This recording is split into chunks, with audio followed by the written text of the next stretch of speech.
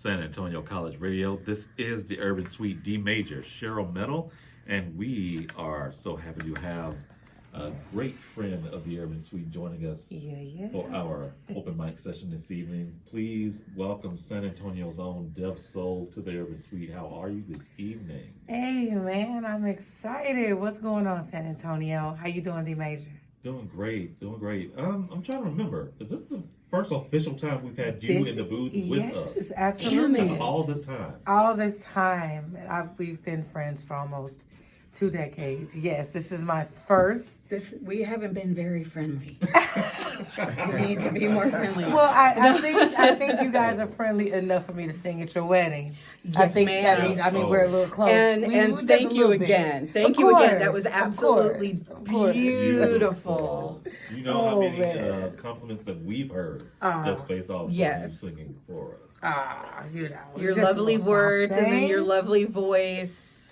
Well, thank you guys. I'm happy to be here with Cheryl and D Major, KSYM. You guys have been doing your thing for many, many years at the Urban Suite, and I'm just happy to be here. I have lots to talk about. Yes, ma'am. Yes, let's get into it. Let's get into it. Like I said, I know you got a lot of other stuff going on, but you got a lot of history musically in this city as well. How did everything begin for you? Everything began for me, of course, at church. That was my first audience. That was my first mic, my first everything was church, and it is for very many people. You know, it's not an easy audience, but it's a welcoming audience, and it's where you can get your training, and you can learn what you're doing right and wrong.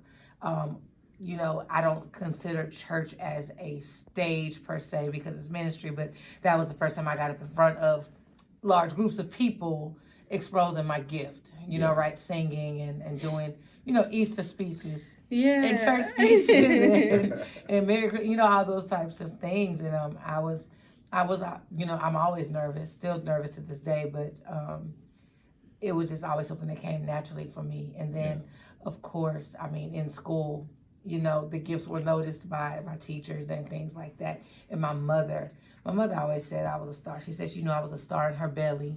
Oh. She said that I was always jumping, dance when she was around music and at church and things like that. So she just had me. She just pressed the gas, and I was taking acting classes at 5-6 years old, and that's how I did my very first professional show at age 7 at the Carver Theater in the Color Museum.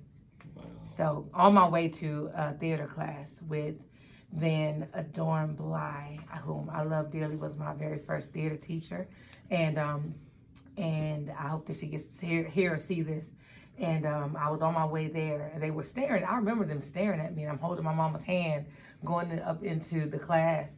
And as we came out, they stopped her, and I was booked, and I did a 2-week run.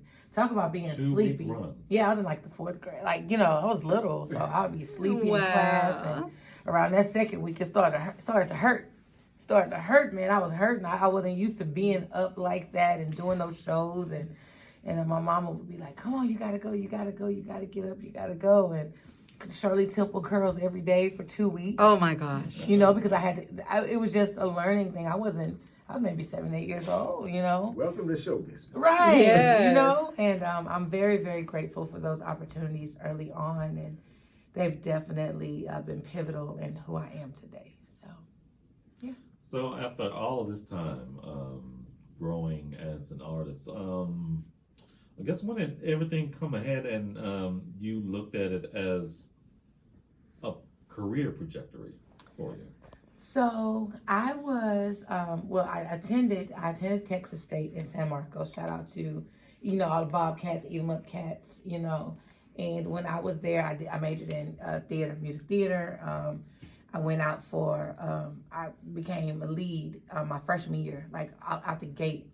I got a lead role in Hair, which was very controversial. I don't know if y'all have ever seen that. Music is a very controversial rock musical.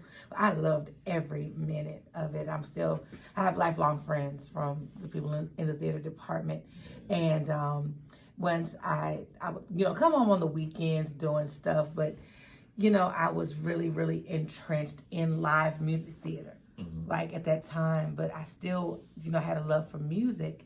And I remember I became like, I don't say an intern, but I ended up meeting Carl Booker and Avista Products Juice Magazine and all of that. Shout out to Carl. Shouts out to Carl Booker. And I became a writer and an editor for the magazine locally, writing hip hop articles, and then I ended up being a co-host on the hip hop radio show that he had on Juice, and then I got my own show, The Quiet Storm, where I did like it was glorious, all ballads, all love songs. That's my thing. Everybody keeps asking me if I'm gonna bring something like that back. Who knows? But I started doing that, and I was like, man, I really still do love music, but I was still, doing music theater, helping with my church on the weekends with the youth. And then I started what I said, a series of like small, not nonprofits, but I was go up to the Barbara Jordan, like, hey, can I teach dance classes? Mm-hmm. Or I would go up to the Y, wherever. And I have people that their kids that I was teaching back then in my early 20s that have kids now. Yeah. Like, that's how long I've been, and I never charge them. Like, that's how long I've been teaching and wanting to get something started. And then I got locked in with church. And I remember my goddaughter's mom telling me, she's like, why do you always feel like you could only do things in church? Because that's how I was. I just felt like I couldn't prosper unless, I don't know. I just had this thing that I taught praise dance and all that at church. But how could I do that in the community and it be something that I could spread and it be nonprofit and, okay. Yeah.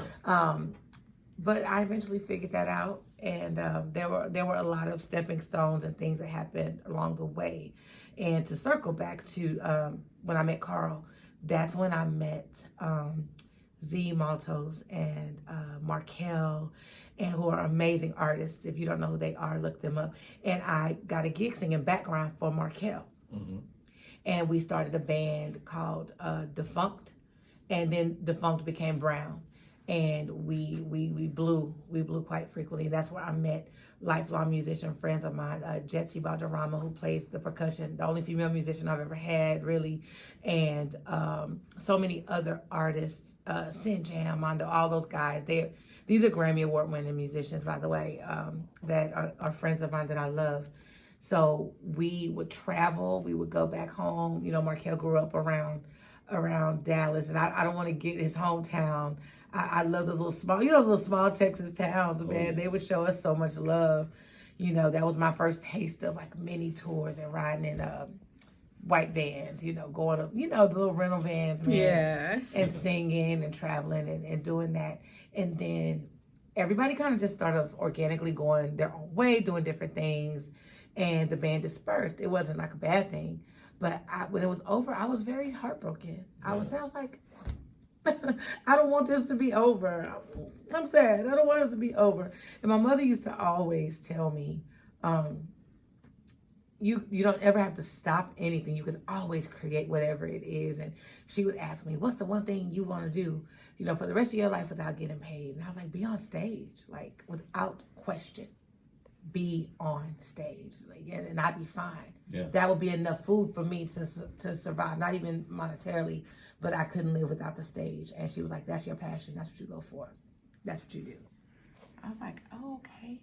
So here we are, That's just how it kind of happened.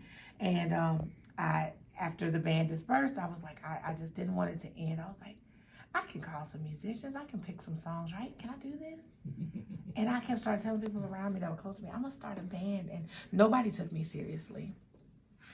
And my then, the person I was involved with then, who shall remain nameless, did not believe me.